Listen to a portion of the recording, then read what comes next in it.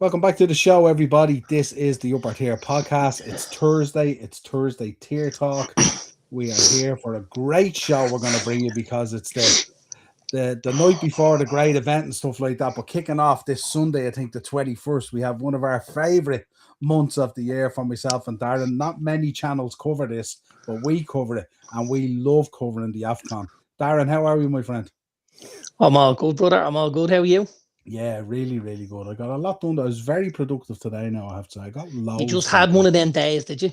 I had one of those days where everything slotted in and everything got done. What did they say? What's rare is wonderful. It is, yeah, absolutely, 100%. Niall, so there you go. We have a guest with us tonight. Oh, do we? Yeah. We have a guest with us tonight. Who's the guest? Hang on. Let me show you. Oh, the elf, what's it? The elf on the shelf, is it? Yeah, that's one of our elves. Very good. Very good. That's Blossom. Very nice. We have two. We have Blossom and Buddy. Very good. But Blossom just so happens to be on top of me here. Now, I had to move the picture over a little bit, but you're not allowed to touch the elf. So I had to move the picture gently to make sure the elf didn't move, or there would have been trouble, because if you touch the elf, you're on the naughty step kind of thing, you know what I mean? Then it doesn't blossom. Right, so Blossom is there, and I don't know where Buddy is. He's not in this room anyway, thank God. They can be a bit weird. I went to the loo the other day, and I was standing there in the loo, just doing my thing, and there was two toilet rolls standing on the back of the cistern, and Buddy was standing up just staring at me. I was like, Jesus, this is a bit weird. Why are you looking at me like that, you know? This is Pennywise levels. It's a bit breeding freaky, man. Pennywise levels. But anyway. Yeah, big up, Joanne. Thanks for joining us as always. And Baz in the chat as well. Love it, Baz. Two of the OGs, Niall. If we were having a Christmas party, Niall, Joanne and Baz, it'd be two of the first ones on the list. Honories and roll me. And roll me. Every week they're here for us. Just great and people. Acers. And Ace, do you know what? Acers would be right at the top table. I'll give them it. Right at the top table. Survivor Series team there, don't we? Yeah. Yeah. The Gobbledygoopers. That's it, the Gobbledygoopers. Before we get into the show, I think we have to talk a minute. This player, young lad from Macclesfield, 21-year-old, Ethan McLeod, is it McLeod? McLeod, yeah. McLeod, yeah. Who sadly passed away the other day, returning home from a match playing for Macclesfield. Was a Wolverhampton Academy boy as well. Was seen originally as a Premier League starlet. But went to Macclesfield, was playing at Macclesfield, and sadly he was in a motorway crash the other night going home, and sadly lost his life, 21 years of age. So our thoughts, prayers and condolences, of course, go out to Macclesfield, the boys' family and everyone associated Absolutely. with it, especially at this time of year. It's so tough. And do you know, Darren, I was only saying to Hillary the other day, I can't remember the last time I got up and I haven't read an article where someone's been in a road smash and got killed. Especially here in Ireland at the moment. It's so prevalent. Yeah, there's a lot. There is. And I actually read something a few weeks ago. And it was basically, it was obviously nothing to do with this instance, but it was calling out the FA and how they approach the fixtures list. I think there was a particular game, and I'm going to say along the lines of Northampton, which is pretty high, right? It's up Newcastle neck of the woods, and Plymouth, right? And they put it on at 8 o'clock on a Wednesday night, meaning the game's not over till 10. You're probably not in the bus till 10:30. If you're lucky, 10:30. Right, and then you're getting on the road for a 5.5 hour trip. So you're travelling through the night, through the potential worst of the dangerous weather and roads. Which is getting you home for maybe 4 a.m, and then you've possibly got to get from the stadium or wherever the bus picks you up to your house. And I was just like, I hadn't thought of it. I hadn't crossed my mind. And then you kind of think and you go, it's a bit crazy.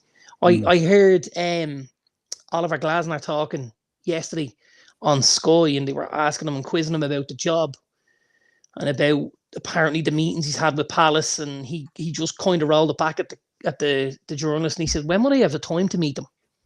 He said, we played in Dublin last week. He said, we had to stay in Dublin on Thursday night. We couldn't get out because it was so late. And we had to stay and then leave to come home on the Friday. And then you come home on the Friday and we've got to get home and get everyone back to their houses and whatever. And then he said, that's a day off, but we've also got to do rehabs. So we had to do that in a hotel. And then the Saturday we got to come in and do stuff because we play again on the Sunday. And you're just like, I think Palace, with obviously Europa and stuff like that, you get had 3 games maybe in 9 days or whatever it was. That's right, yeah. Now I did hear somebody else had 4 and 10. I don't remember who. I think that was actually Palace. I think it was Palace because it was Slot. Slot was complaining in his press conference that Liverpool had to play 3 games in 7 days or whatever it was, and I think Palace had to play 4 in like 10 or 11 or something like that. Whoever I was listening to, it was 4 and 10 days. I think it was Palace. I think it was. But you're even thinking about it, and you're just like, from a fan's point of view, let alone a player's. Making a trek home after a game, you know yourself, I regularly do the day trip to United. Yeah. And a game in Old Trafford finished at 10 o'clock. I get to my car, I get in for, say, 11, because I'll probably eat on the way to the car. Get in for 11, and then I've 2.5 hours to get from Manchester to Holyhead for check-in at 1:30, for a 2:30 boat that gets me home at 6. I sleep all the way home in the boat, have a cabin and stuff. And then I'm back at home in my own house for 6:30, 7 o'clock. Like, it's just hellish at times. And I think the FA and stuff like that, and the league, the championship and stuff like that, they're going to have to look at, allowing the TV companies dictate everything, because obviously they pay for the rights to the games, and I get that completely. But like, some games, because of the distances between them, just have to be 3 o'clock on a Saturday. They just have to be. Yeah, I think I think it's never been more dangerous than it is now. Yeah, to sit inside a car and go on a road at any time of the day. Yeah, I just think it's. I read it at the moment, and it's like, the thing about it is the likes of young Ethan there, who's passed away. Like, his family will never be the same. Ever. It's what's left behind as well. It's like when we've talked about suicide on the podcast as well. It just leaves that, that burden, let's say, that you have to carry and deal with for the rest of your life as well, and carry that on your back and on your shoulder as well. And you carry it out of love and stuff like that and all that. But it's so tough on these guys. And I just think, and for us as well, it's kind of different as well, because we deal so much with the Premier League. So we're always talking about the Premier League, and these guys jet around the world, and they fly around, and they have chauffeurs sometimes, and they have big, huge, their buses are absolutely luxury buses and stuff like that. But we forget, that's not the Macclesfields of this world. It's not the Plymouth of this world. No, absolutely not. You know what I mean? And this is the problem, you know what I mean? And like, we're not saying in this case that but I think you're right. I think geography needs to be looked at, especially when you look at how expansive the leagues are from top to bottom and stuff like that. You know what I mean? And I just think even when you think about Europa games, and Europa stagger the times as the Champions League do as well. I think rather than it being from a television point of view, it's got to be a geographic thing where you go, okay, which teams are traveling the furthest this week? They go in the early slots, which gives them the maximum amount of time to get home after a game. Fans, players, everything to ease the burden on. Do you know what I mean? Yeah. And then let the 8 o'clocks roll on, and it's do you know what it is? It's because of social media as well, and obviously press requirements and commitments and sponsors and all that kind of stuff. Yeah. And these things are also vital in terms of the revenue chains that go in both to the players and to the clubs as well. But they're literally always in a rush to get to the next point, the next place, the next thing, the next ad, the next whatever, you know what I mean? And especially at this time of year as well, because so many of the clubs do stellar work with their local hospitals and various homes and all that kind of stuff and all. Did you happen to see the Jack Grealish one? I did, yeah. Fantastic. And listen, Gold. No less than what we would expect from Jack Grealish as well. Do you know what? I mean, he's a gem. Like, He's an absolute gem. I was talking about earlier on in a WhatsApp group, and obviously, you have the whole Ireland thing, and there's a certain amount of heat Jack gets because of that. Find it really hard to hate Jack Grealish, I have to be honest. He plays for Man City, and he's obviously pied Ireland in the face, so there's kind of two reasons why I personally shouldn't like him. However, I just want to go for a point with the lad. He just looks like... And I'm in the same boat, because now he's at Everton. Absolutely. Absolutely right. So, like, the parallels just are there, but a great guy. He sat down at the table in the classroom, and somebody said to him, "How do you know Georgie?" And he went, "Oh, me and Georgie are best mates." Has he not told you? Like, has he not told you? And he, like, just makes the kid just like that, makes the kid so comfortable in the moment. Right? I drop it around to Georgie's house for tea and stuff, and you're like, he just got it. It was it was tops. Yeah. Do you know? It was tops. And do you know, I love, especially with both of us as well, we very much focus on the human element before we look at the crest or the jersey, don't we? Absolutely. We're big sops and suckers for it, aren't we? Absolutely. 100%. Absolutely. It's just phenomenal. He did a really cool thing where he's asked the kid to be mascot at the Arsenal game. Yeah. And the kid's obviously a big England fan, and happened to mention that other than being a toffee, his favourite player was Declan Rice. Yeah. And of course, what does Jack say? I'll talk to Dec before the game, and I'll make sure we get his jersey for the boy. Like, that's even a step further than he needs to go. Because don't forget, that kid's going to walk out at Bramley-Moore Dock at the Hill Dickinson in front of all those Everton fans, and he's going to have the best day of his life, and that kid deserves it for what he's gone through and stuff. 100%. But for Jack to be thinking, you know what else I could do? There's another... I'll talk to Dec. Dec's a mate of mine. I'll tell Dec this kid really likes him, and I'll make sure he gets a jersey at half-time or at full-time. And you're just like, Jesus, man. This is a guy that's just tuned in. Might not be tuned into some things. And you know what? Do you know what I love? The right things. Do you know what I love about it as well? Like getting Declan Rice's jersey off him, for Jack Grealish to do that's nothing to those boys. Nothing. But the recognition of the effect it'll have on this kid for the rest of his life, they get it, and it's massive. And I love this time of year for football, seeing any of the teams going out visiting the sick kids in the hospitals and stuff. Liverpool go all the time and stuff and all the clubs do.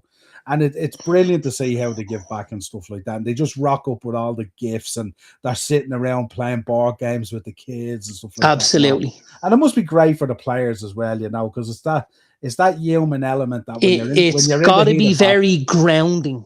Yeah. Yeah. You're sitting looking at what you have at home, and your wealth and your trappings and stuff like that. And you're looking at your own kids who are very, very privileged kids to be brought up in a background like that. And then you're walking into a hospital and you're seeing kids that are lying on tables going down for operations and waiting on this or waiting on that, or what they've gone through and stuff like that. From a human side, it's phenomenal. And it's great that the game does give back like that. Everyone knows Dino, who does the podcast with us from time to time as well. Absolutely. We know what he works at and stuff like that, and he talks about it to us all the time, So it's phenomenal, And you know what? I got to be honest with you. If I'm lying on a bed and I got to go down for an operation, I want Dino at the top of my bed pushing me down, because there'd be no better guy to put a smile on a kid's face and to make him forget about what he was going through than Dino. Do you know? Yeah, 100%.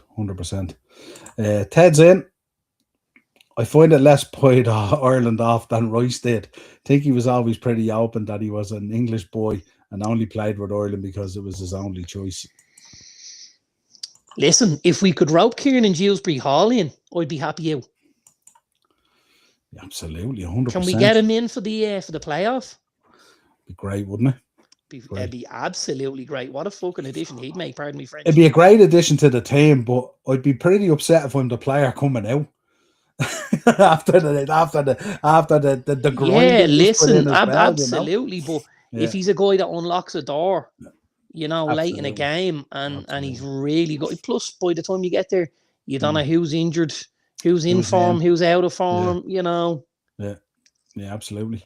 Right, let's run down through this Prem pretty quick, because we do want to chat about the AFCON. It's not going to be too many Celtic players in it at this rate, I think. They're in trouble, aren't they? Talking about binning off the new manager. Are they going to create a record here or what? I don't know. How do you manage Celtic, right, and not winning 5? Is that that's ludicrous now? Well, I think that the loss to St. Mirren the other day was a big one, wasn't it? That was Well, a real eye opener. So there's a couple of things about that I just need to mention. We obviously spoke previously on the podcast about a local lad who had made it to the Ireland squad, a kid called Killian Phillips. Killian's from Kilbarrack originally. I know his mum and his uncle and his granny and granddad and stuff like that. They'd be neighbours of ours. Killian went to Scullone Primary School and he would have played for Kilbarrack and stuff like that. He now sponsors jerseys for a couple of the underage teams and stuff. Killian was at Palace, and in the summer he ended up going to St. Mirren, and he was in the St. Mirren team that beat Celtic at the weekend.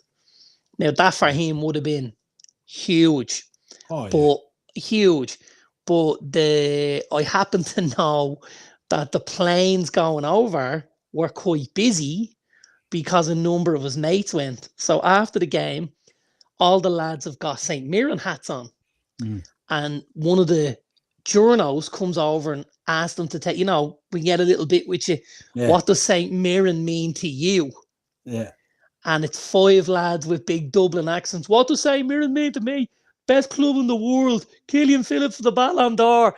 Deadly. Absolute gold. It's what we love about football, gold. It's what we love about football. Just unbelievable. And it's funny, one of the lads that was over there, I know a lad that went over, big Celtic fan, lad by the name of Derek. Derek's from Kilbarrack, Derek McKenna. Really nice lad. And Derek would have been pretty good mates with Killian's uncle Mark, because they lived in the same cul-de-sac, about 6 or 8 houses apart. But we would have all played together, played football on the road together.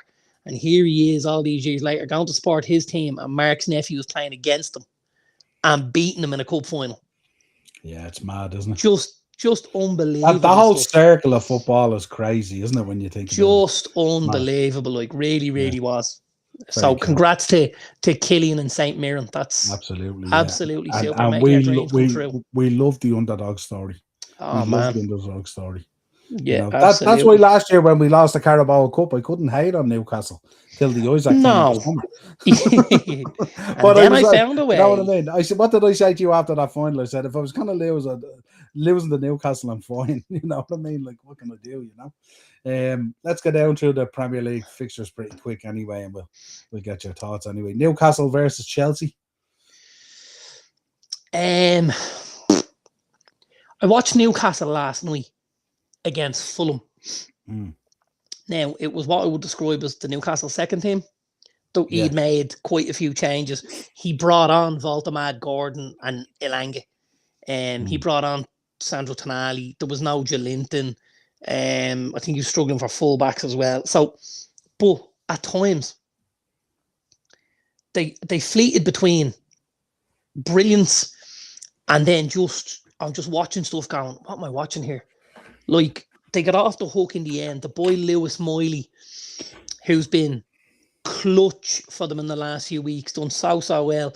He got a winner in the 92nd minute of 96. A bit of a flick at the front post, and it somehow ended up going in. And then I looked Chelsea the night before. Cardiff, yeah. Against Cardiff. And I'll tell you what I did, right? I went and looked through it because I was watching Cardiff and I was like, Jesus, these lads are playing well. For a team 2 divisions down, right? The performance. They didn't look out of place, sure they didn't. They absolutely did not look out of place, right? To the point where I went, who's looking after this? And an Irishman, one Brian Barry Murphy, was looking after Cardiff. They knocked the ball around so well. And they played with so much confidence, considering they were playing a team of international stars worth hundreds of millions. Really, really good. I don't know whether you've seen the goal they scored. Goal they scored was a diving header. If you see a better diving header, let me know. Alert me to it and I'll go and look at it, because this was unbelievable. But I thought Cardiff were great. and Chelsea still managed to turn them over 3-1. So you've teams, Newcastle and Chelsea, probably not playing their best at the minute, either of them, but grinding out, results. I know last weekend would have been a big hit for Newcastle, obviously losing 1-0 in the derby. But I think they've been picking up results when they haven't been playing very well, Newcastle. And I think, you can only do that for so long before you have to put in a performance. And they just caught them out. I think it might end up in a draw. I think they might cancel each other out here. I'm actually going to go 2-2. 2-2. Yeah, I think there's goals in it. But I think 2-2. I don't like backing against Newcastle up there because I think they're phenomenal up there. And I think Chelsea have they've started to find a way under Maresca, a way how to win at times, even when it's not pretty. Because I know I've spoken to Ian a little bit, and Ian's not overly happy with how things are going and, how they're performing and stuff like that. But if I look at them, look at where they are in the league, look at where they are in the Champions League. They're in the semi-final of the Carabao Cup. They have an FA Cup to kick off in January or February. I don't really think he's doing a bad job. Now, I understand the whole, how is he doing it? That's part of it. Sometimes it's how it's happening rather than what's happening. I think Ian's problem as well is very much with the board and with the strategy as well. It doesn't seem to be from talking to him now. Yeah, because it's not necessarily the board. That's how I would look at it. It's not necessarily the board he's looking to get rid of. It's far more Maresca. Well, he does have problems with Igbali, doesn't he? And he talks about Igbali and Bowley as well. I think the problem with Chelsea at the moment is I think they need, instead of going out and spending 100 million on a Garnacho and a Gittins, they probably need to go out and just buy a needle mover, don't they? Is that what we call it? Someone who's just going to bring you that bit of quality that you need in there to bring those boys along. That kind of way. I think that, if you look at the Chelsea squad, and we spoke about this last season, and we did say, that there was the makings of a squad there, right? And some of the positions I'm looking at, you're going, all right, I got Reece James and I got Malo Gusto. That's all right there. And going the other side, I've got the boy Hato and I've got Cucurella. I'm all right there. In the middle, I've got Enzo and I've got Caicedo. And then I've got Lavia as well. And then you've got on the wides, you've got Garnacho and Neto. And I think the boy Gittins is absolutely dreadful. I got to be honest. I think he's been very poor. I think Neto's been the standout for them. I think a lot of it is just kind of the drop off. It's not necessarily that starting 11, maybe 14. Yeah. I think the problem is, you're taking Garnacho off and you're bringing Gittins on.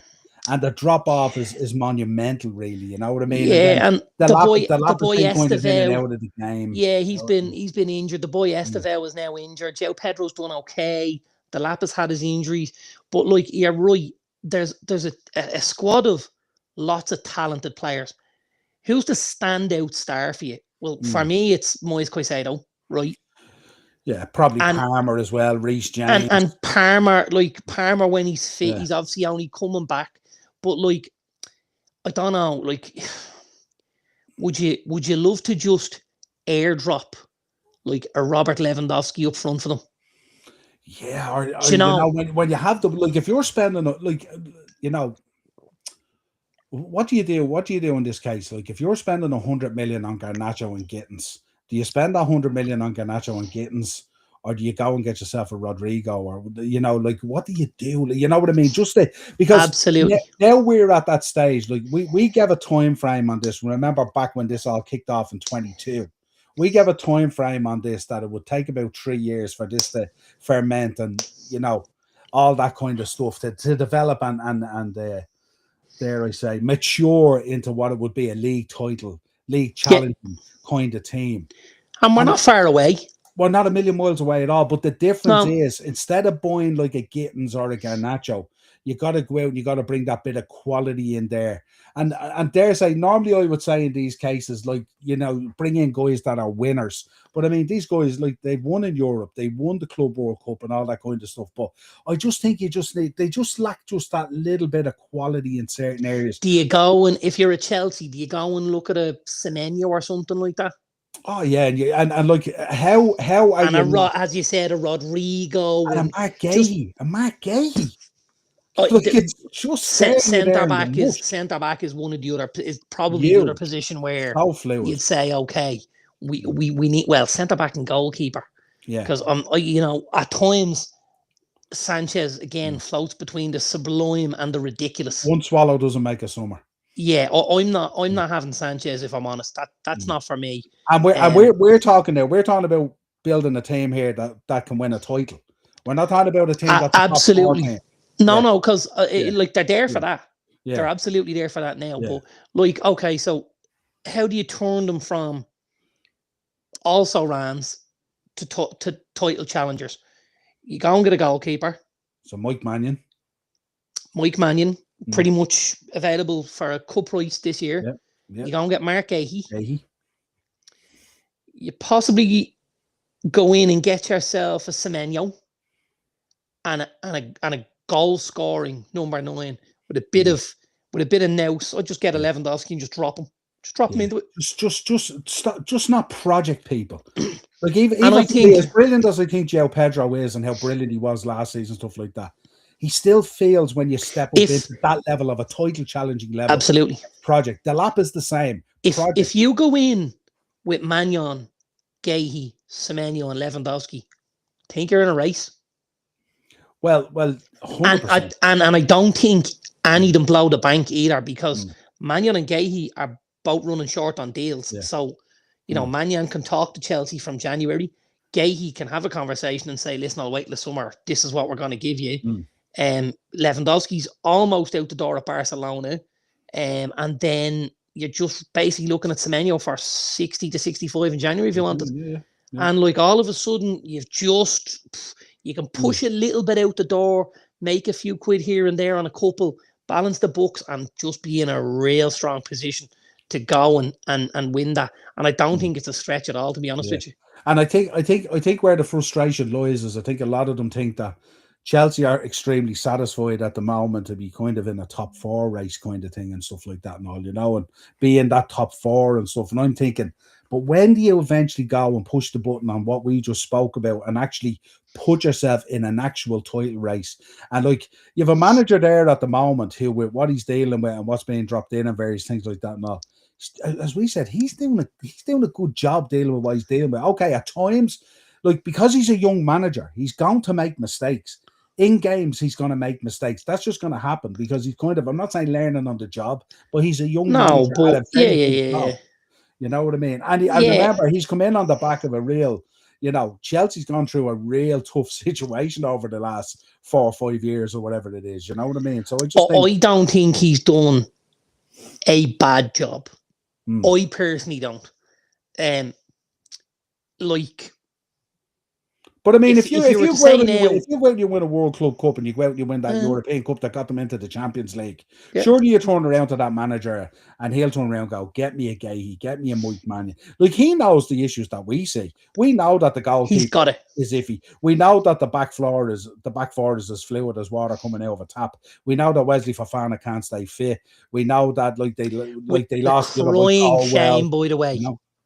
Yeah.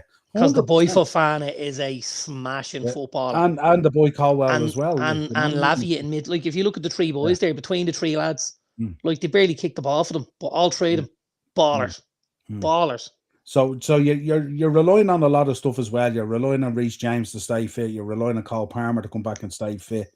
You know, you're relying on Wesley Fofana to try and stay fit as well. If you put him in there, but then if you put him in there with a Mark Gahey beside him, maybe it's a different way of playing, and maybe it's like that extra stretch at times you have to do because maybe you've a Sheila beside you or something like that. You don't have to do that, and then you don't pull that hammy or something. You know what I mean? So we'll never know. But I just think now Chelsea need to smarten up and they need to just, dare I say, just get serious about it. Well, I think we mean that from a very good place. Oh, 100%. You know, that's certainly not throwing shade at Chelsea because, like, I think they're as well placed as anybody to go and challenge Arsenal and City.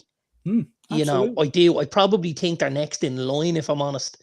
Like, our two clubs have a few hurdles to cross before we get there, but I think Chelsea are probably the next in line behind City and Arsenal.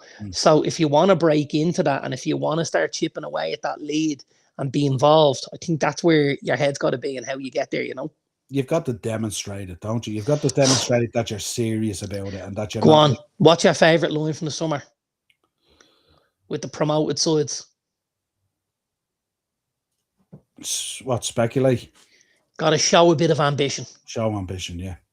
Yeah, show ambition above just guaranteeing you top 4 Champions League. Yeah. Got it. And I don't mean put silverware in the cabinet because obviously this year they've done that and last year they did that. But I mean, I'm talking like Champions League. I'm talking Premier League here. You know what I mean? Because I truly believe Chelsea this year will probably win a domestic cup. I fancy Chelsea. We'll talk about the Carabao Cup shortly after this anyway. We better push on anyway. Bournemouth versus Burnley. Hot on the heels of a barn burner on Monday Night Football at Old Trafford. Bournemouth breaking my heart. It was a funny game because obviously it's a big step up from Bournemouth because they had a couple of bad games and they lost a couple on the bounce and then all of a sudden they just managed no wins in 6. No yeah, wins. so listen, I got to be honest. I think Monday night's the turning of things for Bournemouth. You know, they'll have got an awful lot of confidence and a lot of belief from going there and getting a result and stuff like that, scoring the goals that they did and stuff. And I think the boy Petrov needs to have a better game this Saturday in order for them to get over the line, but I fully expect him to against Burnley. Chelsea keeper too, wasn't he, Petrovic? Yeah, he was so poor. That goal that he just flapped, that one he flapped, that just went in. Like, that's just... The first one from Ahmad or the Casemiro one that he pushes in on his hip? The one that came at the back post, didn't it? It's the header. Yeah. Bruno goal. And actually, when Bruno hits it, the commentator nearly huffs and gruffs about how bad the ball is. And then it ends up at Casemiro, who heads it back. And all of a sudden, then it's like literally, if Brody concedes it, I tie him to the car and drag him home.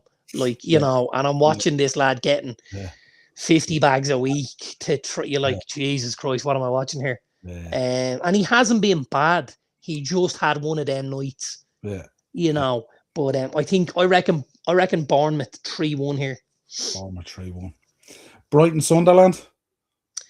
Huge win last weekend for Sunderland in the derby. Just such a massive win. I just want to emphasize how happy I was. Just put that out there. Thank you. Right. Well done to the Cats. I love it.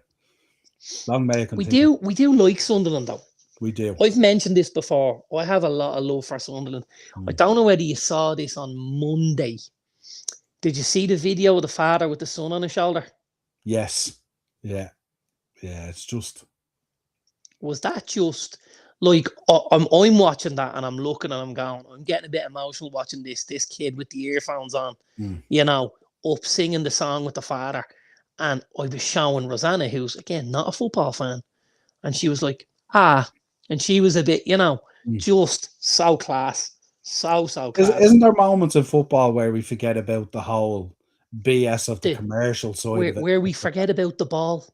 Yeah. It's just all about the, you know, it's all about the fans and the journey and, you know, it was epic. It's where you forget about all the millions and you just focus on the moment and the emotion. It was great. It was a great win for Sunderland. Brighton, I don't think, have shown up away from home at all this season. And I don't think last weekend was any different. I think Liverpool probably should have had 5 or 6 for my money. But going back home, you know it's going to be different. And I think Sunderland will be, you know, I think they won't have a lot to give after last week, you know, because I think they gave every ounce. They then obviously waved bye-bye to 6 of the squad, gone to the AFCON. And we only just spoke about journeys to matches. Right. And so, so I fully expect Brighton to get over the line here. Yeah. I do. I'm going to go 2-1 Brighton. They've been so Jekyll and Hyde, haven't they?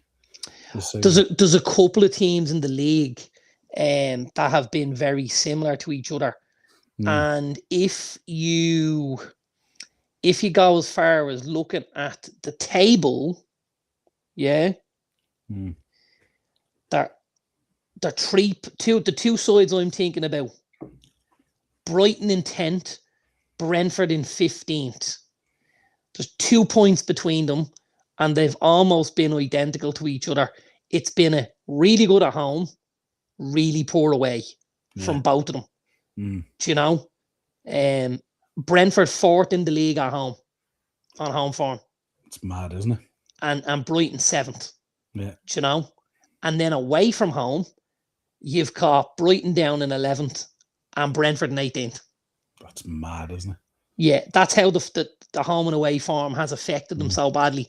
But again, back home in the Amex, I fancy Brighton to get over the line here. Yeah. Man City, West Ham? Man City. Yeah, listen, I think West Ham will have been much, much better under Nuno. Much, much better. But I don't think they're stopping the Man City juggernaut this weekend. Not for me. Also, with Arsenal playing later on as well, it means Man City with a win there go top.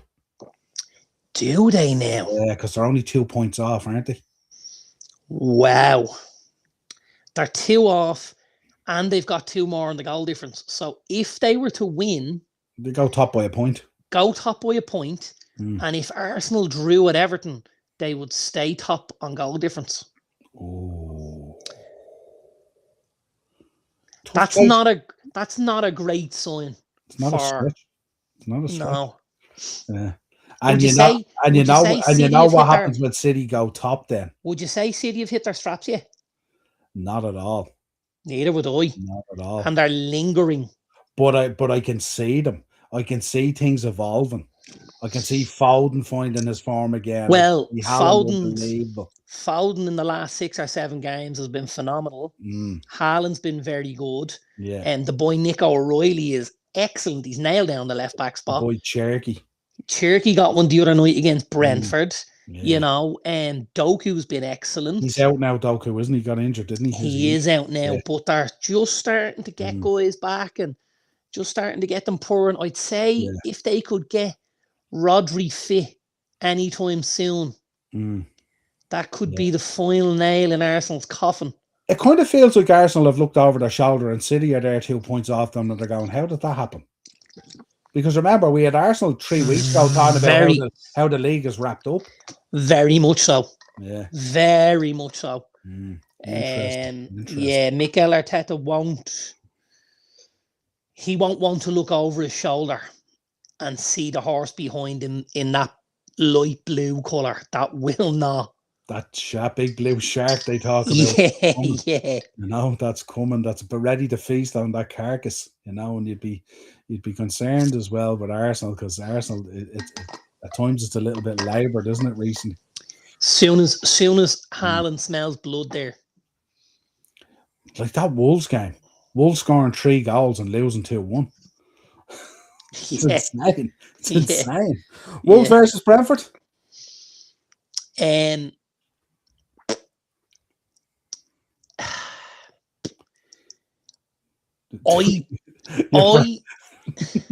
They're dusted, aren't they? I don't. Well, do you know what? I'm going with them. This one, yeah. I'm going with them, and I'll tell you why I'm going with them. Brentford generally go in with a front 3 of Ouattara, Thiago, and Kevin Shaddy. Yeah. So the other night, Shaddy was injured, didn't play. Ouattara has now headed off to the AFCON. And there's a question mark over Igor Thiago. So all of a sudden, you're looking at Brentford possibly going in without their first choice front 3. And I think did we look at Wolves a few weeks ago when we were talking AFCON and they don't lose anyone? They lose a couple, but I don't think they lose a big amount. Yeah. There is a couple, all right. I know one of the fullbacks, and there is a couple, but I think I think the boy Rob Edwards, would you dare say they're due a win? They are due a win, but he's also just started to get them to play. Yeah. Like they played against us They played against Arsenal. Mm. Now, if they get home and they play and it's Brentford, I think they win. I'm going to go Wolves. Well, I think if they lose to Brentford at the weekend, I think that's really it then, isn't it? I'm not saying it's not really it already, but I think that would be that would be the realization that you're done. And then it's a case of, well, then can we just get more points than what Derby had? Because you don't want to carry the record. No, of course not. Well, listen, here's the thing. Even if they win on Saturday, they get the 5 points. They're 11 off Leeds and 17th. Yeah. So they've still got a mountain to climb. Yeah. But what I am going to say is they'll beat Brentford on Saturday. Yeah.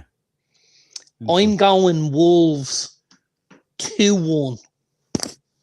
That'd be huge. Ryan would be delighted to hear that. He hasn't been around for a few weeks. I hope you're good, Ryan. Absolutely. Sorry to hear about that academy player as well, Ryan. I'm sure it was devastating news. Tottenham versus Liverpool. Want to get your take on this? Don't give me that Richarlison show now. I don't want to hear this Richarlison show now. No, well, listen. If we go back to the tale of the tape for certain teams, Spurs have been one of those teams this season. Spurs sit in 11th. At home, shocking. Spurs have 8 points. They're 17th in the home league table. Yeah. If we beat them at the weekend, that the home record in a calendar year goes, it'll be 11 losses. Right. And away from home, Spurs are the third best team in the league. Yeah. Isn't that insane? Isn't that just crazy? Insane? And to think of that fabulous stadium and the fans and all, and like it's insane. Yeah, it's crazy. It really is. I think that plays into the hands of a Liverpool win. The other thing I think is it suits Liverpool to play against teams who play a certain style. Who open up and come out to play, like. Yeah. Well, yeah, but also I think against a team like Tottenham, I don't think Tottenham at times carry enough of an attacking threat. They can be a bit blunt in spaces.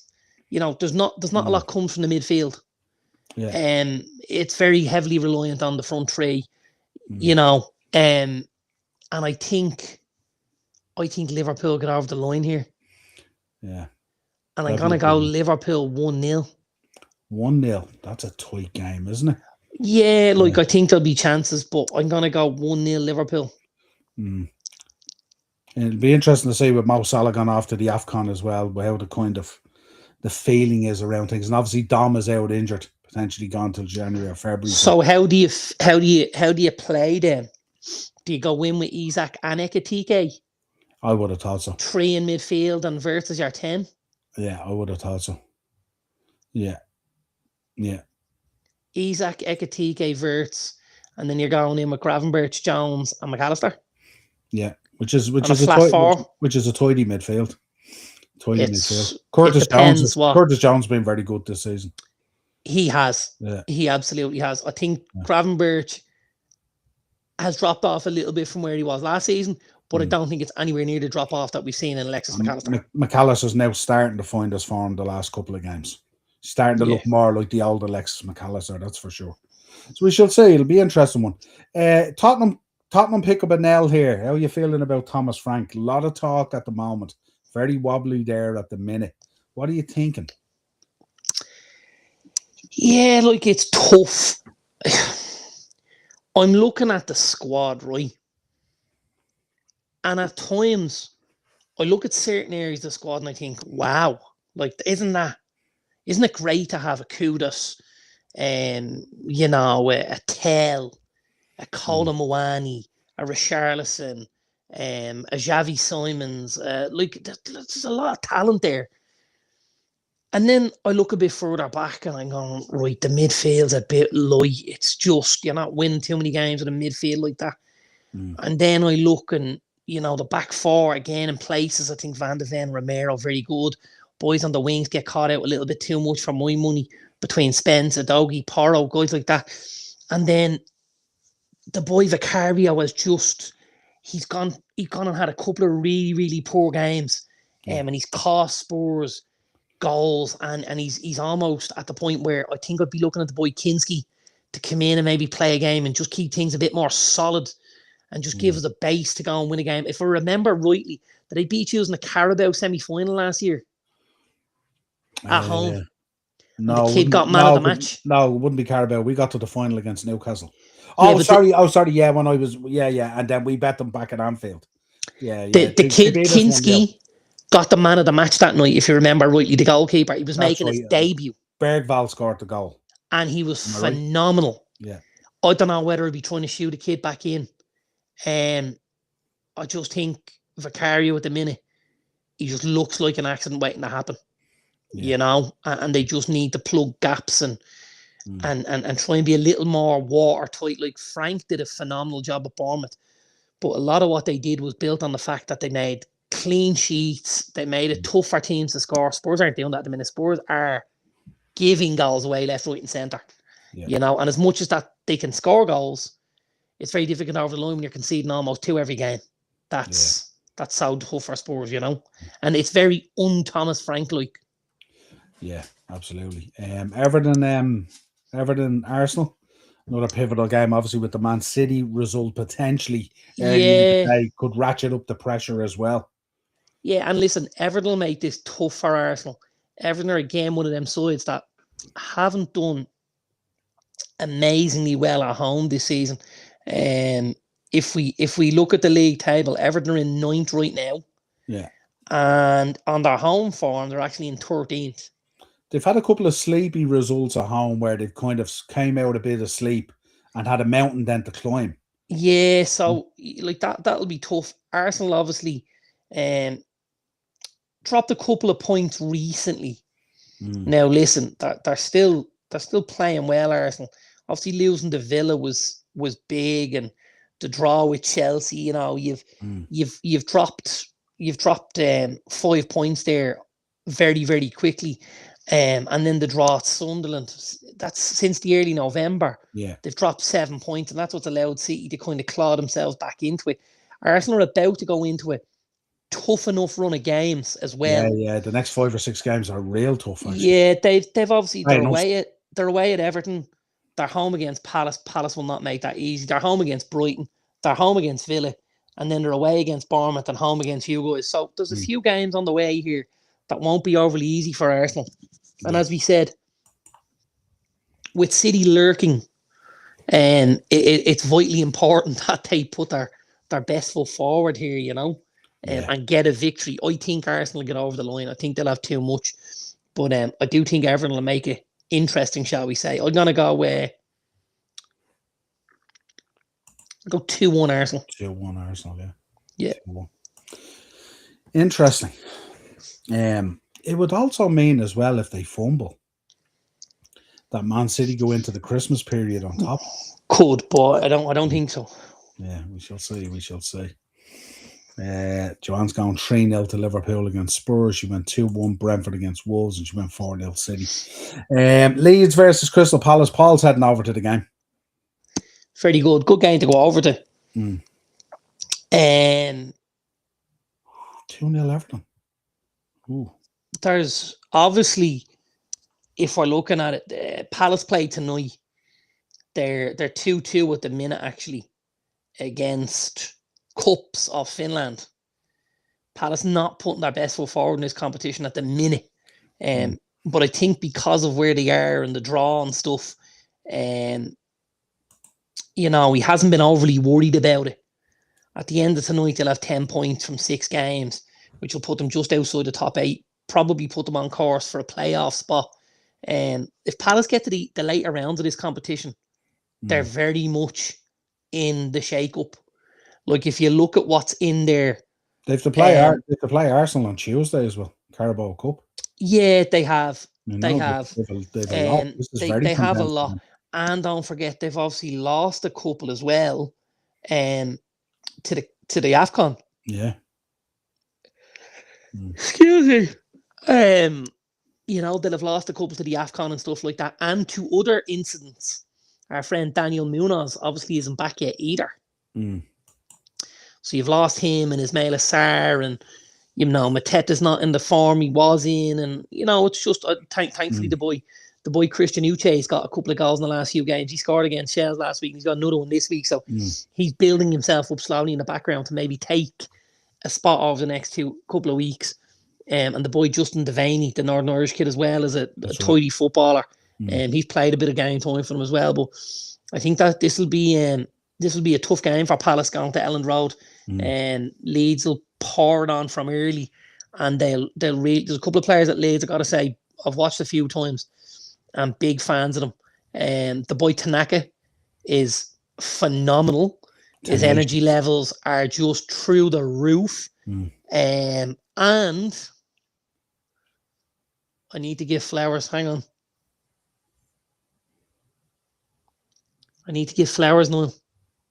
Oh, God. I know where this is going. You know where this is going, don't you? You do. And you remember in the summer, I mentioned this guy. You did. I did. And I said, don't be surprised if this lad ends up at Man United. Yeah? And at the time, it looked like United were focusing and concentrating on getting the 2 number 10s, and the number 9 situation was going to be left in limbo until obviously Sesko became available and blah, blah, blah. But it's believed that it was conversations around Dominic Calvert-Lewin. I have to tell you, he has been phenomenal for them. Well, the fact that he has found a way to stay fit is huge for a starting point. Listen, it absolutely is. However, like, he didn't start the season like that. He did have a couple of injuries to start off, and it is much more so in the last few weeks that he's been able to get a bit of game time and build himself up. But if you look at the last couple of games, plays 90 minutes against Brentford, scores. Plays against Liverpool, scores the penalty. Plays against Chelsea, scores. Plays against Man City, only half the game, scores. Plays 70 minutes against Villa, 75 against Forest, 65 against Brighton. Over the last few weeks, he's upped the game time and increased the GA massively on the back of it. And that was our biggest concern, because we know the talent is there, and we know if he can stay fit and there was times at Everton when he had runs of games and he was really good. Very good. Yeah. So the injury thing was a huge issue, but there's absolutely, unquestionably, a serious amount of talent there. Yeah, I think with Dominic Calvert-Lewin, the mental side of the game and the injuries and all that's massive for him. I think if he can, I think that is the game. Because we know the talent is there to be unlocked, but the real risk and the real question is, do you roll the dice on the injury situation and all that kind of stuff? And that's where it really becomes a conversation. But there's no doubting the talent of the boy and how good he is. Did you see the header the other day against who was the header against the other day? It was Brentford. Brentford. Yeah, Brentford. Did you see the header? Yeah. Great header. Yeah. And he got the goal against City and he got the penalty against you. And even when he got the penalty against you guys, his all-round play was good. He was part of making life difficult, So he's not being carried. He's not being carried. Not at all. He's very much heavily involved in everything that Leeds are doing at the moment. Very much so. He's a big player in the game for them. And it's good to see. We don't like to see players out injured and really struggling that way, regardless of your colours or who you follow, What are you going for here then? After all that, Palace 3-1. 1-1. Interesting. I always find these games before Christmas, when people are in good humour, they're having a few gargles, the fans are absolutely rocking. It does become that 12th man, doesn't it? Because people are generally in good humour. Christmas is coming. You're at a game. All that. Probably half the crowd there will have Leeds Santa hats on them and all this kind of stuff. They'll be bobbing around, be cool. With the Sunday then, Aston Villa versus Man United. I wanted to get your thoughts on this. How are Man United going to line up here? Funny you mentioned what you just mentioned there. You obviously know my how I like to watch my Man United games. How would you suggest I like to watch my Man United games? Where do I watch them? At home, like? Yeah. Yeah. I'm always at home. I always watch it up in the bedroom. I kind of lock myself away a little bit. Sunday, I'm actually going to the pub to watch the match. Interesting. My best man, a guy called Gerald, is home from Hong Kong. He arrives home on Saturday.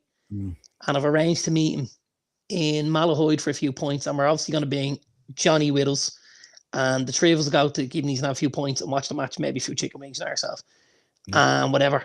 But I'm not looking forward to it. Yeah. Phillip Park is not an easy place to go. And they're playing well. They're playing so well.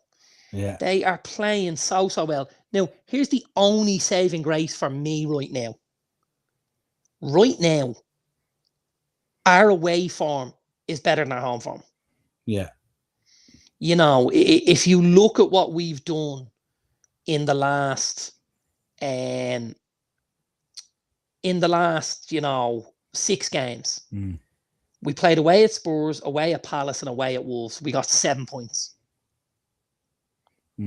Right? And then you say we've gone home against Everton, West Ham, and Bournemouth, and we got 2 points. You know, and we're still somehow lingering where we would be looking to linger, I think, in that 4th position. You know, we're 2 points off Chelsea, and we're level with Crystal Palace, with Liverpool, and with Sunderland. You know, and we're very much in it. The goal difference has all of a sudden gone into a plus, which hadn't been the case either. Lots of pluses at Old Trafford at the minute, other than our home form. Villa, however, as you said, are absolutely humming. I looked at the Villa situation. I think it was yesterday or the day before, and I was thinking to myself, it's very Unai Emery like, isn't it, as well? Because there's nothing majorly standing out because they're all playing well. Well, here's the part I'm going to show you. We've spoken about teams home and away form, yeah?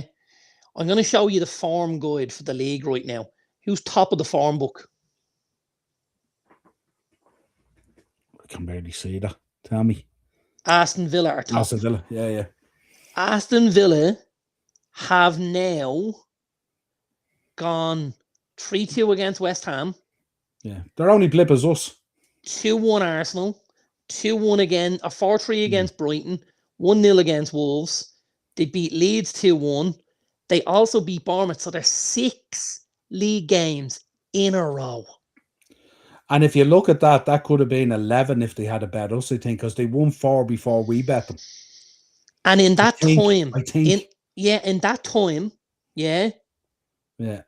they've also won 3 Europa games. So since they lost to you on the 1st of November, they've won 9 games in a row in all competitions. And they were so bad against us that day. Because we weren't pulling up any routes that day either. You know what I mean? They are 9 games in a row. Yeah. Now, here's the 2 things I'll tell you. And this is the only thing that gives me a little bit of hope. They do concede. Yeah. They do concede. West Ham put 2 past them. Basel scored against them. Arsenal, Brighton got 3 and lost a game. You know, young boys got a goal against them. So did Leeds. Like the teams score against them. Now, the problem is there's a resilience about them, isn't there? They don't. Potent. Yeah. You know, and goals are coming from everywhere. Danielle Mallon, Morgan Rogers, Ollie Watkins, Matty Cash, all guys who are in form in front of goal. Yeah. You know, Onana's got a couple in the last few weeks. Buendia's got a couple. Just like that's what I was saying to you. If you say to me who's the standout player, I'm saying to you there's no standout player. They're all playing at a very good level. They are. I think you could probably toss a coin between Morgan Rogers and Daniel Mallon. You could probably toss a coin between 4 or 5 of them. Like, no, I think the two boys have been the standouts. You know, Rogers. We've watched the boy Rogers grow in the last 18 months. Look at performances, even like, you know. He's a kid. I'm interested to see what Thomas Tuchel does with him. Because like you're looking at the England squad, and I'm really honest to God, I'm scratching my head, thinking, how do you get all these lads in the team? Right, I don't think Thomas Tuchel's job is easy. And when I say that, right, I look at Saka, Palmer, Foden, Rodgers, Bellingham, Eze, Rashford. It's a headache to even decide Watkins, who you get on the plane, Kane. alone on the pitch. This is Anthony Gordon. Like, this is fucking mind-blowing. You're Like, literally going to upset a second team that would be just as nearly competitive as the first one. and it's going to be such fine margins between getting a seat and missing out. Because you're going to come to a situation where, let's say we look at the left-hand side of the pitch, right? And let's say we have Marcus Rashford, Anthony Gordon, Jack Grealish. He can't take all three of them. He physically can't. There's just about 2 spots in the team for the 10 outfield players, 2 rights, 2 lefts, yeah. That's 20 and 3 goalkeepers, 23. That's what you have. So you can't take 3 left wingers. So therefore, either Grealish, Gordon, or Rashford gets left out. Then you look at the midfield.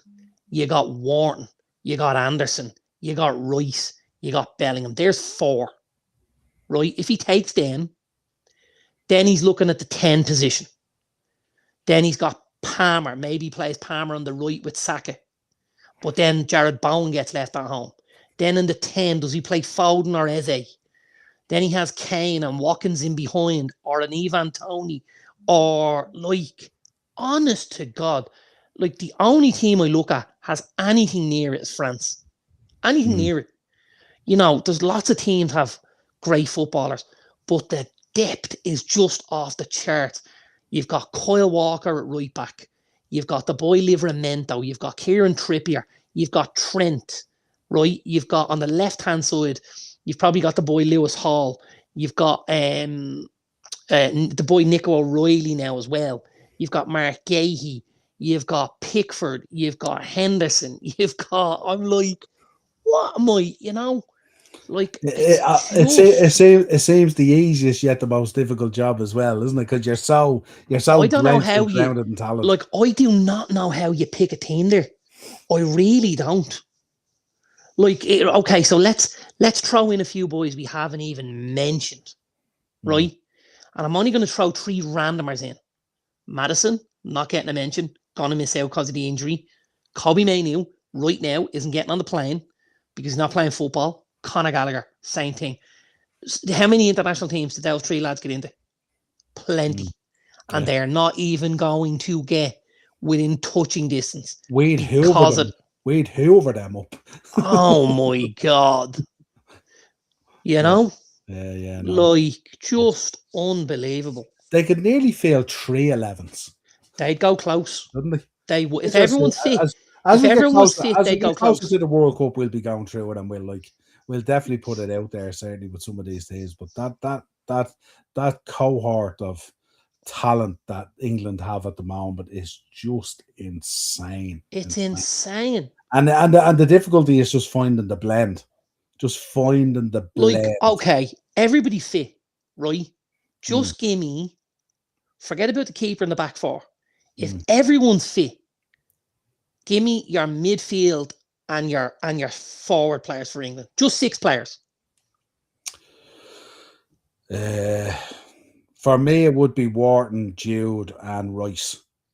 So you're going Wharton is the hold, Rice is the 8, and Jude is the 10? Yeah. Okay. Wharton, Jude, Rice. And that's not disrespecting Anderson because we know how much I love Anderson. No, absolutely. Right, that's Wharton, Jude, Rice. And then I don't think you can leave Harry Kane out. I think Kane has can't leave Kane out. So you've got Bellingham behind Kane. Yeah. You've got Wharton lying deep and Rice linking it and being the box to box. And then who are you going right and left? I think on form, do you know something? Who are we going in? Is it? What are you throwing up there between Saka and Foden, is it? Foden generally doesn't play that wide. Sorry, yeah. So where are you going? Call Palmer and Foden, or Cole Palmer and Saka, is it? And Palmer doesn't generally play from the left either. Yeah. So yeah, I don't know. Are you going Saka and Rashford?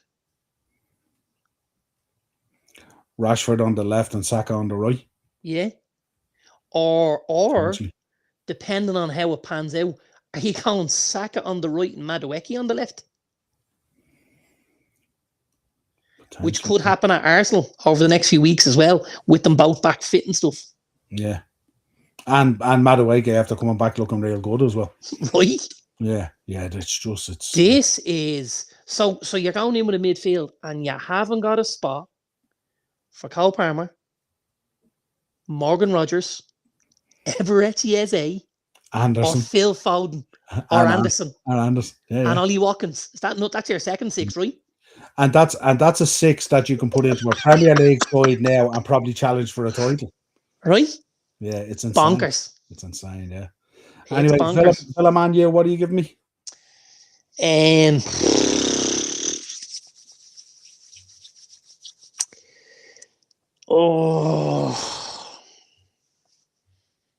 Give me. Come on, you're going out to the pub here now. Come on. Yeah, it generally doesn't end up too well. Then why don't you just ask lads over to the gas? It's why I usually stay home. I wouldn't deal with anyone, Come and sit in my bed and watch them. Actually, it's a bit weird. Give us.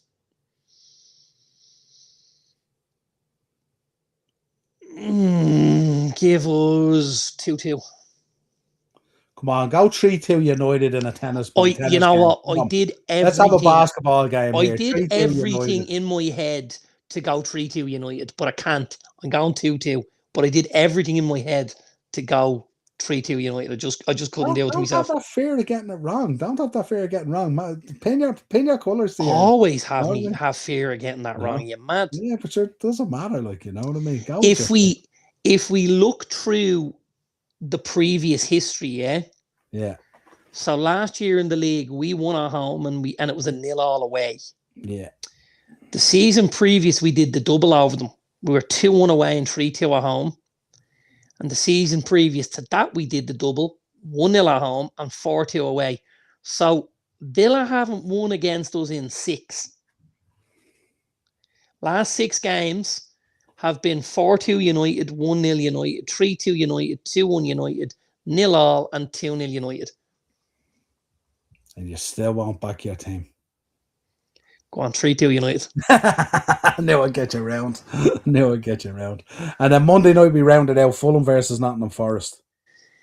Flip of a coin, this one, isn't it, really? Little bit.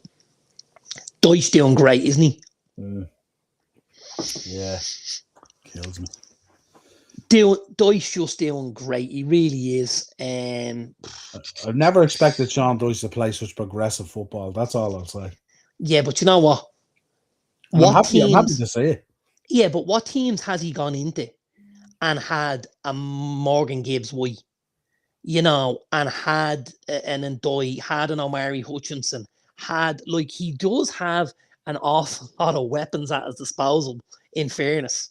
But he did a decent team at Everton as well. We just he didn't have anything near that now. No, but he did have Onana, who's playing well at Aston Villa. He is, but Onana's not an attacking threat either now. But listen, he's got weapons and armory. The boy Igor Jesus, Cali Muendo, and they still haven't even had Chris Wood yet. How good did he become when Chris Wood is there week to week? Yeah. Hudson-Odoi last week getting a couple as well. He has them playing a great tune. That's what they do. Chris will looking back, he use him as a target man. You go long ball and then long out. And he'll win all the second balls and he'll win all the knockdowns. Yeah. And they'll be 4-0 up at Anfield. He'll transition totally away from his his morals that he's playing at the moment if he gets that target man up front. I just shipped I don't do this very often. I just shipped a Fulham player into me fantasy football. Who did he ship in?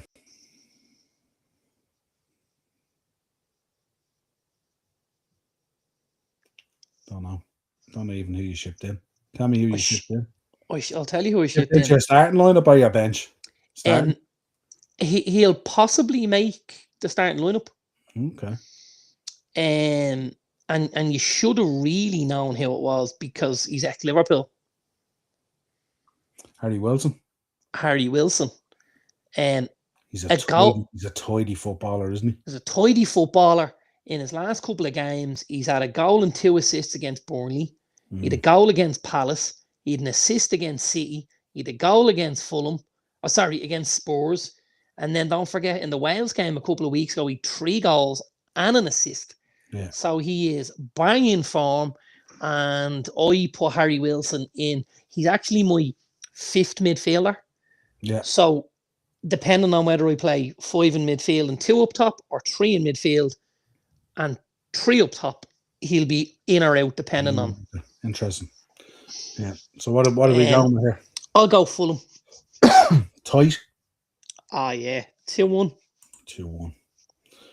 Right. That rounds out that. We got there in the end, but we had a good chat on the way. We did, didn't we? We chewed on a bit there, didn't we? Yeah, we solved all the England squad problems and stuff like that on the way. Isn't that bonkers? How like? Yeah. Quick prediction here. Who wins the Carabao? Just give me the prediction. Don't worry about what went on. And who wins it? Do you know I fancy Chelsea? I'm gonna go crazy, right? Palace to go back-to-back domestic cups. No way. Is that where you're going? No. Like buses. Known for ages. Newcastle. And then 2 in a row. Newcastle. Really? Yeah. And I'm gonna tell you, you see the boy Voltemad, he had a bit of a nightmare last Sunday, scored the OG and lost him. See when you get to the cup final, he scores. Correct me if I'm wrong now. Are these one-off games at neutral grounds, or what way do these play? Or are they home ties for Chelsea and Newcastle? Home and away. It's a double leg. Oh, it's a double leg, is it? Okay. Carabao's always a double leg. Oh, yeah, I forgot that, yeah. Oh, yeah, sure. I should have known when we played Spurs, remember? Yeah. Yes. Absolutely. Right. I'm gonna go Newcastle back-to-back. Newcastle. And Voltemad to score in the final for them and become a cult hero. Interesting. Right, let's get on to the body of work in this. We've got here now, we're an hour and 10 in, but we'll glance through it pretty quick. Give me general thoughts on the AFCON. We love it. We love covering it. We love the craziness of the fans, the festival of football, the colourful element to it, the way that they advertise the continent and you know everything and the different cultures within the continent and all. And give me your overall thoughts. Yeah, generally looking forward to it. You know, there's always great football on show. Now, listen, I think the AFCON has developed over the last few years from what we knew it to be to what it's becoming. Because I do envisage, you know, in the next couple of years, do you know what I think's going to happen? And I know this sounds crazy. I don't think the AFCON is going to be held on the continent in Africa for much longer. Wow. Yeah, because I think what's going to happen is if you're looking at it as a tournament and if you look at some of the talent on display, I think the big issue you have here is with the infrastructure, with the stadiums, with the condition of the pitches, with the standard of refereeing, because what's on the pitch, right, is phenomenal. Like from a player's point of view. Yeah. The talent on show is second to none. If you look at how many players out of the Premier League will be missing over the next number of weeks, you know, we've only got to look at, like, I look at Man United, Brian Mbeumo, and Nusar Mazraoui, and Amad Diallo. You know, they've been 3 of our better players this season. They all go to the AFCON, super talented, and there's so many good footballers and so many technical, talented, gifted footballers.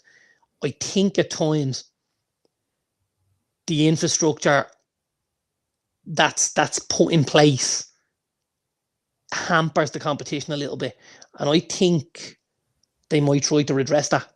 I think they might try and take it somewhere else. Are you thinking it goes like a World Cup kind of thing where it moves around kind of thing and stuff like that? No, not necessarily, but I think they might, you know, they might test the waters, and maybe bring it to an Abu Dhabi, a Qatar, a Dubai, somewhere like that. Because don't forget, from a temperature point of view, That's not a huge. There's not a huge differential, right?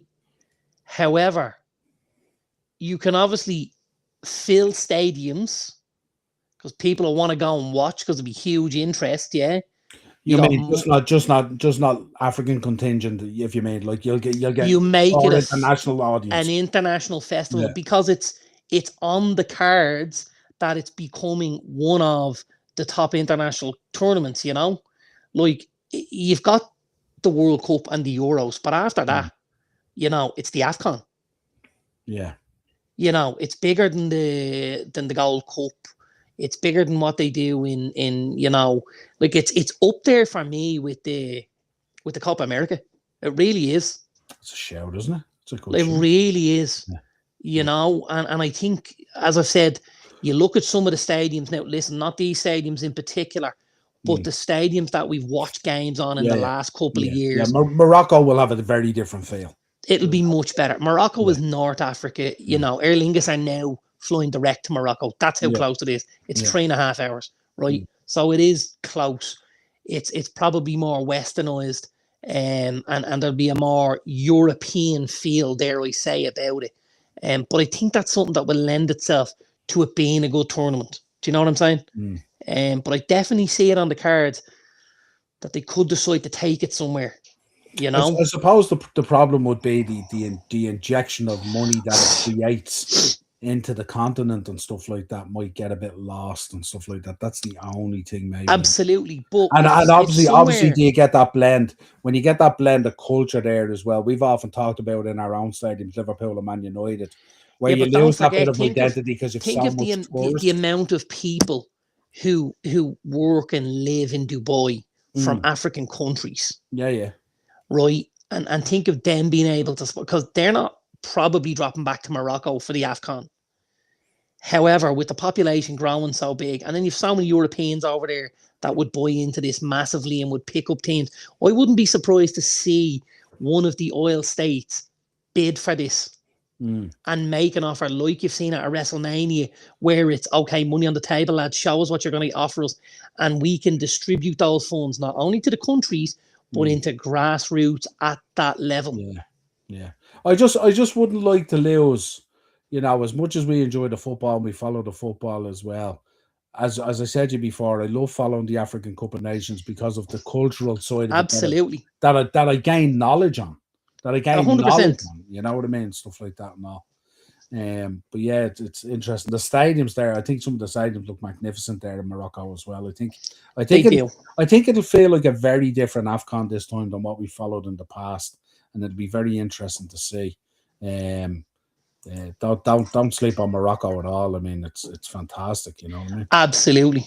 Yeah. So I mean, look at some of the stadiums there: 45,000, 49,000, 75,000, 68,000. There's big ones there. No, it is. And listen, the Moroccan people are good people as well. Yeah. And they are, you know. And they've developed a phenomenal international team as well. I'll be shocked if they don't win it. Yeah, I think so. I think if you look at the talent pool that's available to them, it's, you know, it would rival, you know, a huge amount of European teams even. It's whether they can carry the weight of expectation because they're the home team. That's absolutely. the only thing. And of course, injuries as well, pending injuries and stuff. But no, I think you're right in what you say. The weight of being the home side is huge. Yeah. You know, that's always been big. But I mean, looking at the squads and stuff like that, there's some real talent on display. Yeah. There really, really is, you know. Yeah, and there's good matches there that you'll want to tune into as well. There's some real like even that opening match there on Sunday now, that the Moroccan one, it's going to be interesting against Comoros. That's going to be well worth tuning in for and stuff like that and all, you know. Absolutely. Yeah. Absolutely. Do you tend to try and always tune into your boys from your club? Of course. Sometimes, but it can be very schedule dependent. You know, because obviously there's a time difference, excuse me. And there's usually a 2:00 game or something around that time. Have we got that again? With 2:30. Yeah, there's a 2:30 and a 3:30. Yeah, like the 2:30 can be tough. I find that the second game, which is about 5:30 usually, or 6 o'clock this time maybe, Yeah. is it 5? That's a great time to watch it. You know, you've just popped in and maybe you're sitting out to have your dinner and you stick and you're like, oh, look, there's a game on. Because generally we Yeah. wouldn't have Premier League at that time, you know? Yeah, and especially when it's going through the weeks, like, and stuff like that, during the Mondays and the Tuesdays and the Wednesdays as well. Yeah. But yeah, I often tune in as well because I want to see that next young kid that might be coming through as well. You And know, there's that so many of them. star. Yeah, that breakout star. There really is. There's so many of them. Do you know what I'd love to see? I'd love to see what the scouting level is like at this tournament. So it should be off the charts. Looking at the talent that's on display, it should be. I have the Morocco squad in front of me here. If you're an agent or a scout, isn't this your month to like make bank and sign lads and this year time to make cheddar because there's absolutely diamonds in the rough here. Yeah. Now here's the problem. You know, it's become such a global game that these kids are the equivalent to blood diamonds right now anyway. They're being dug up all over the world. Yeah. And with the addition of the likes of social media and stuff like that, kids are getting themselves out there earlier and earlier at a younger age, showing talents and stuff like that. But like and with the benefit, I suppose, of social media now, isn't everything? Absolutely. Everything gets uncovered, doesn't it? Yeah, absolutely. So, yeah. A very really tasty looking Moroccan squad. Yeah. Just to name a few. Obviously, a guy we've mentioned before, Yassine Bouno, the kid that used to play in goal for Sevilla. Great goalkeeper. Hakimi, Roman Saiss, Naif Agard, the boy Adam Messina. Going into the midfield, then you've got Amrabat. You've got the boy El Kaunis. He was at Leicester. I remember he was linked with Palace, 30 million. Unahi, the kid that we followed the last time that was phenomenal at the World Cup. Yeah. Brahim Diaz, Chemzadine Taubi, that's the kid from Sunderland. Just spoke about a few weeks ago. El Nasiri, just phenomenal. And then the boy Hamza Igamana, he was at Rangers, scored a number of goals in their Europa run last year. Another, like, there's talent everywhere in that side. There's talent everywhere. Nigeria are what I would describe as dark horses here because they haven't had a huge amount of success over the last couple of years, but this is a much, much better Nigerian team. And if you look at it, you know, like Victor Osimhen, Alex Iwobi, Ademola Lookman, Samuel Chukwueze, the boy of Fulham, Wilfred Ndidi, Calvin Bassey, like boy Chukwueze, ex-Chelsea, isn't he? Chukwueze, ex-Chelsea? No, that's Chukwuemeka. That's the kid at Dortmund. Yeah. Chukwueze's the lad who's a Fulham on loan from Milan. Oh, yes. Scored 2 a couple of weeks ago. Yeah. Frank Onyedika, William Troost Ikong, like the boy Eric Kaderi got his goal last week for Wolves. Like there's a decent squad there at Nigeria as well. You know, it feels like it's going to be one of these tournaments that isn't going to feel very unfamiliar. You're going to be wouldn't have thought so. Knowledgeable on some of the stuff that we'll watch, like, you know what I mean? Very much so. Well, who do we go to next? There's a couple of other sides I just wanted to touch on. There's obviously, Morocco, there's Nigeria, and Senegal. Cameroon, who have struggled in recent years.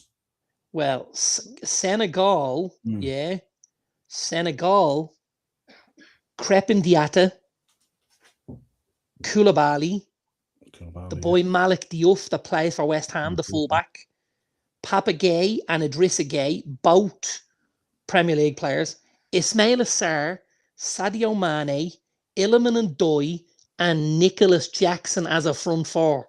Incredible. Nicholas Jackson, Sadio Mane, Ismail Assar, and Iliman and Doy. And what replaces them off the bench isn't bad either. The boy Habib Diallo, Czech Sabali, and Papi Matasar. Like, there is some footballers here. Will they'll probably be the main threat to Morocco, will they? Would you think?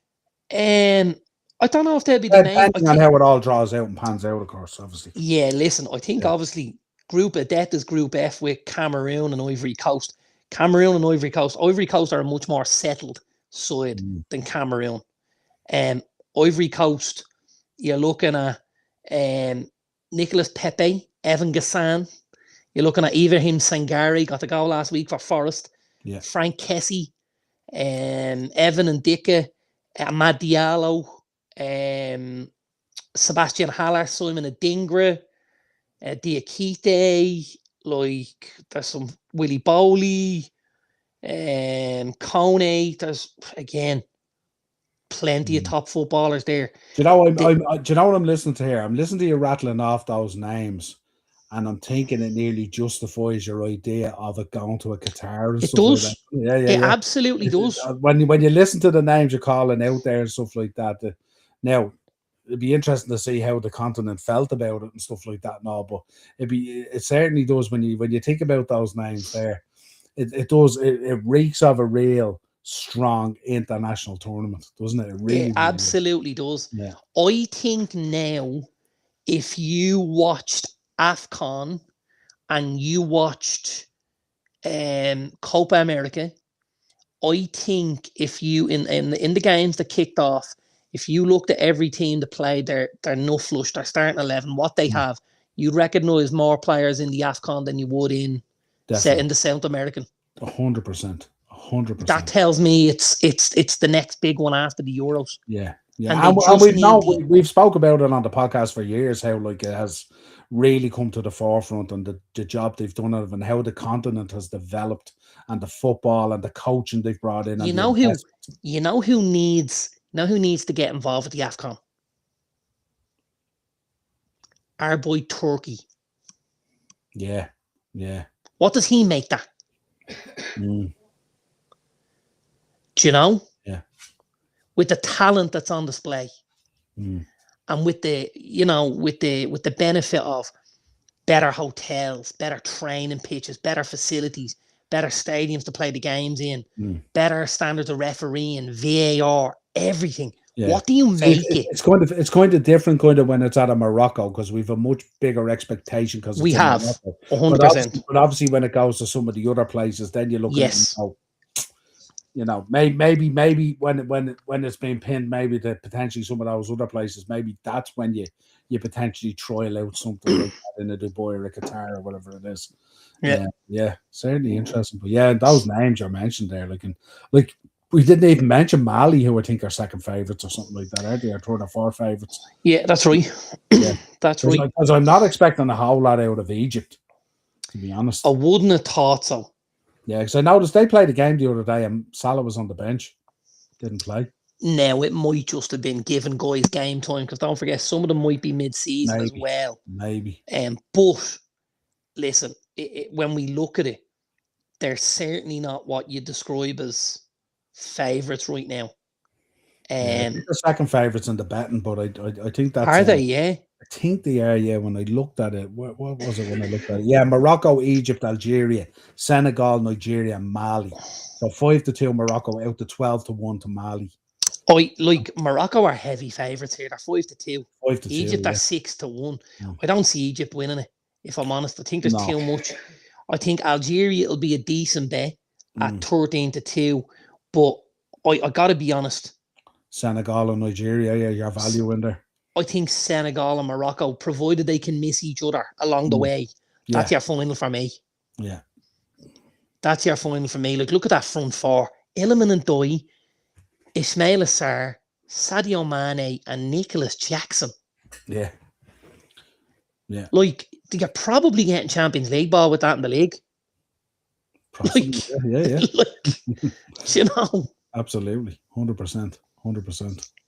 Yeah, it's going to be exciting. I'm really looking forward to it now, and of course we'll update it every week as we go through with the results and the tables and stuff like that and all. And of course we'll pinpoint some of the stuff that goes off in our WhatsApp group when we talk about. Did you just see that player scored that goal? He was 10 yards offside and VAR gave the goal and all that kind of thing. But I think it'll be different this time because it's Morocco. I think there'll be a leveling up on a lot of things, won't there? I hope so. I hope so. Definitely on the officiating. Because while we smile and we laugh and we enjoy it at times when it's a bit out there, we also wanted to justify the talent that's on display as well. Absolutely, and there is talent on display.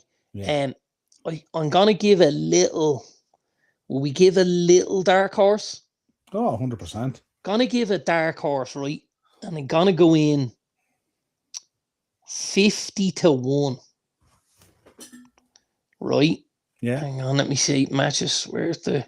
There's been a lot of talk about Cameroon, hasn't there? Apparently with a bounce back because they've struggled, haven't they? So Cameroon still have 2 squads and stuff like that at the minute. There's a lot going on there with the coaching, yeah. So this is difficult. I expect Group D to be Senegal and the Democratic Republic of Congo. Okay. And if I look at DR Congo, right? I got Aaron Wan-Bissaka, Chancellor Mbemba, Axel Tuanzebe, and Arthur Masuaka, right? All Premier League proven. You go into midfield, you've got a kid that's being absolutely pushed as one of the top talents in midfield in the kid Noah Siddiqui. This is the kid at Sunderland who every man and his dog is looking at the minute. You've got the boy Cedric Bakambu up front. There's a little bit coming from the bench as well, Kayembe and stuff like that, and Kalulu. I think Congo could just be a little dark horse. Could also ride that wave of qualifying from the World Cup, didn't they? Absolutely. They're in good form at the minute. Yeah. They're in good form at the minute. They're in the last, let me see here. And obviously playing well as a team because they've just come through that. In the last 9 games, Congo have 7 wins. Yeah. The 2 defeats they have, they lost 3-2 to Senegal, who we fancy as one of the favourites. Yeah, finalists, yeah. And they lost 3-2 to Morocco, who are the hosts. And again, we expect them to go a long way. So their 2 losses in the last 9 have been against the 2 favourites to meet the final, depending on how... 50-1's not bad for that. Very good. Yeah. Very good. Yeah. Yeah, it's going to be exciting, isn't it? Really looking forward, is. As always. But where am I now? Where's my mouse? There we go. But yeah, as always, folks, if you could subscribe to the channel. Oh, Darren, you have a few bets, do you? I don't. You don't? I don't either. I didn't do a few bets because we were covering AFCON and all that. Yeah, same as myself, pal. I just said we'd commit the time where we wanted it, yourselves. Yeah, absolutely. 100%. Right, so folks, if you could subscribe to the channel, hit the bell notification button and drop a like on the video. We will be covering it. Next week, we won't have a show, of course, because it is Christmas Day. And both of us... Is next Thursday Christmas Day? Isn't next Thursday Christmas Day? Next Wednesday Christmas Eve, yeah. I think, isn't it? I think you're right. Friday is what we call over here St. Stephen's Day. But you guys over there know what else. This day next week. So we get the day off next Thursday. This day next week, I'll be on my 5th sleeve of Terry's Chocolate Orange or whatever it is. You know what I mean? And I'll have about 40 metformin tablets in me.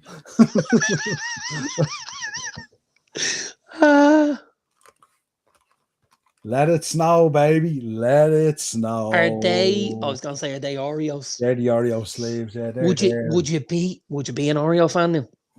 Do you know what? I'm not a mad Oreo fan, but you know what? This time of year, I love the way they cover them with the ice glazing and they do the snow ones and stuff like that. No, anything that gives me that Christmas feel, I love. I have a big tub down there of snowballs and a big tub down there of Caffrey's Mallows as well. Now, everybody needs to know they're not just in the room for you. You keep them out of the way so the family don't decide to demolish them. What I tend to do... And you drip feed them into the kitchen. Yeah, what I do is I have a fridge behind me as well, but I tend to stock a lot in the room here because one day I think that The Walking Dead will eventually happen. So what happens is I'm able to stand out there on the roof. I can shoot zombies in the GAA and stuff like that for the crack with a rifle, and I can come into And a the room snowball. here. Yeah, and I can come in here in the room and sit back and then have a snowball. I have a fridge full of drinks there. I have a sleeve of Oreos. Do you know what I did get and I like doing? Don't know whether you do this. We play a bit of cards on Christmas Day as well. And I got these. They do these poker chip chocolate coins. Oh. And we play a few games of cards. Where did we get them from? I got them in, I think I got these ones in deals, and they're on sale at the moment. I think they're two packs for about $2.50 or something like that. And then I went with the normal gold version as well, you know. So got the gold ones as well. You can't knock a gold coin, can you? Really? Like, no, I just think it's fun when we're playing cards and stuff like that and having a bit of crack, you know. Absolutely. Yeah, so there you go. So, but folks, as well, you're probably not going to hear from us. I don't know what the plan is. I am doing a watch along for the Spurs game actually on Saturday evening because Ben is going out doing the 12 pubs, so I'll be watching it on my own. So I may as well be sharing it with all the rest of you as I do. This, I'm a giver, you know. I'll probably see you in the chapel, you know. I might be tempted. Wednesday, Aston Villa Man United game. 4:30 on Sunday. Tempted to do a watch along. I don't know. I'll say do a watch along and upset you in the pub. Maybe. Ted, I love a bit of poker, but Ted, for chocolate coins, you can't beat it. For chocolate coins, you can't beat it at this time of year. 100%. I'm not sure. Ask Ted. Did Ted play poker with me over COVID? Did we play COVID poker, Ted? Were you in on that? Sounds like you must have. We might have. Yeah. I'm not 100% sure. I definitely played COVID poker. I'm just not sure if Ted was involved or not. I know he was in the conversation. I just don't know whether he actually made it to one or not. When you say COVID poker, were you raising each other like a Lemsip or a Nurofen or what was it? No, we were all in our own gas playing it online against each other. Ted said he did, and he said he won too. Is that correct? He might have. This is why there's something in my head. The first night we won, the first night we played, I won. And then I don't think I made it to the final two after that. There you go. I blew me note early. Only played the single game though. Yeah. I do remember that, Ted. And Ted won again. That sounds familiar. Yeah. COVID poker was great, I have to tell you. Listen, do you know what we used to do? Go on, yeah. Do you know what we used to do? I'll just talk about my wife for a second because she can't hear me. We used to play COVID poker, right? And my wife would be really nice to me. And you know when we go to the shops during the day, you know you go out and get your queue up and put your mask on and all, yeah. You know, and you do all that jive, yeah. And we used to do the shopping for a couple of the old people on the road here, so we generally go to the shops most days of the week. Yeah. But my wife would find out I'd be playing COVID poker maybe on a Friday night, and she'd get me like 6 cans, and then she'd buy me like little snacks and all. And then when it was time to play, she'd like put something in the oven for you as well, and then give you the snacks and the beer. It's fucking great. Really? Oh, it was great. You sound like you missed those days. Almost. I do a lot of shy talking when I play poker. Listen, we do a lot of shy talking at the best of times. Listen, we'd miss the shy talk if it didn't happen. Pop into our WhatsApp group anytime. Oh my God, electric. Well, listen, folks, if you are joining us next week, of course, Darren, of course, you want to wish everyone a Merry Christmas and all that kind of good Absolutely. Stuff. Have a safe one as well, and remember what we said at the start of the show. What's on your Santa list? I'm getting a History of Ireland ring from Hillary. Do you remember this coming? I had them back in the day, and they're somewhere in the house, but I can't find them. So she decided to go out and get me a replacement one. So I'm very happy about that. Nice. Ben picked me up a couple of figures, so we got the Moxley 1 of 3,000. Moxley, which one makes me very happy. Yeah, and then I got the 2 Ric Flairs. There's a 1. I did see the Flairs. I got the 2 Flairs as well. So that's the Flairs looked great, by the way. Yeah, they're fantastic. But Moxley, I got it because it was a 1 of 3,000, and I just feel like one day the Shield are real form. If it was on fire in my back garden, I wouldn't piss out the window on it. I know. But that might change the way things are going at the moment. The old Fed is struggling somewhat a little bit. Don't think so. It's upsetting us. Don't think so. It's upsetting us with some of the stuff that's coming out. Anyway, apart from that, so that was on the list. I think my other son might have got me a Cody Rhodes Funko Pop, the one with the mask. I'm not sure, though. I'm not sure. That'd be all right. Lauren has surprises for me, but I'm a man of simple means. Give me a box of celebrations. You're happy enough. I'm happy. Box of celebrations and the remote control off the TV, and I'm happy. I'm not. You can't please me that easy. No, I'm hard work. Yeah. You see, I kind of feel in life I have kind of a lot of what I want. I don't really want I know you agree with you wholeheartedly, and I do feel like that. And I'm not really a materialistic person. I'm not that type of guy. Like, when you meet me, you wouldn't think I'm materialistic. Like, I have nice things. Yeah, but no, you don't strive to.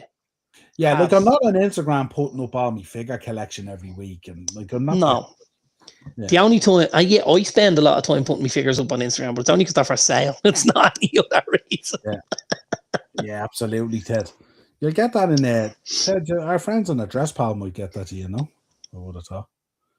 Yeah, we'll be able to sort that for you, Ted. We'll sort that, Ted, no problem. So that's it. So really nothing. I got the boys some nice stuff, and everyone got what they wanted. And I'm just waiting on a few deliveries to arrive. So if they arrive over the next few days, I'm going to be very, very happy. There's Keith in. There you go. Give me a box of Celebration and Goodfellas movie on Christmas, and I'm happy. There you go. There you go. And I'm even that guy, when I open a box of Celebrations, I go for the bounties first. So the kids do be very happy with me opening it, So I'm partial to a bounty, I have to tell you. I do like them. One of my dad's favourites was a bounty. I used to go down to him. I'd have to bring him down when I was going down to visit. I'd have to get him Hamlet cigars, was his go-to. 5 Hamlet cigars and 2 bounties, which is 4 halves. 4 halves, yeah. And then he went all in them when the duos came out. Then he was all in. Oh yeah, sucking diesel then. Yeah, absolutely, yeah, absolutely. Good man. But there you go. That's it. So listen, everyone have a real safe Christmas. If we don't see you, I'll be on the watch along. Make sure you're checking out the channel. It's flying at the moment with the shorts and everything that the boys are doing. Check out all the wrestling content as well. It's great at the moment. Well, hey lads, you look great only in the door. Mark putting in the grind at the moment in the retail. Do you know what? He's done me a solid there, Mark. He's done me a real solid as well. So I'll be talking to him. There's a question. I prefer the buying. I absolutely prefer the buying. Yeah. Yeah. If I say this out loud, I might get in trouble. So I'll whisper it a little bit. I don't just buy my own Christmas presents. I buy presents for everyone else too. That's okay. Sometimes I buy presents and people give them out and they don't know what they're giving other people. Very good. Very good. Very good. I made a boo-boo this morning. I had to drop Dylan to college this morning, so I missed the bin man. I had a lovely bottle of Prosecco and a couple of tubs of sweets for the bin man this morning. I missed them, but they'll be back tomorrow. So good lads. I get them tomorrow morning. So I do like that. And I always make a deal about the postman and the bin man. Absolutely. Tough old job. Out in the elements all year round. Yeah, 100%. Yeah, so I always make sure we make a bit of an effort there, Right, folks, until next time, stay safe, keep an eye on the channel, make sure you subscribe and all that good stuff, hit the bell notification button, you'll see. And join me on Saturday at 5:30, where hopefully we can cut down the chicken dance from Richarlison again with a bit of luck. But until next time, enjoy, folks. Cheers.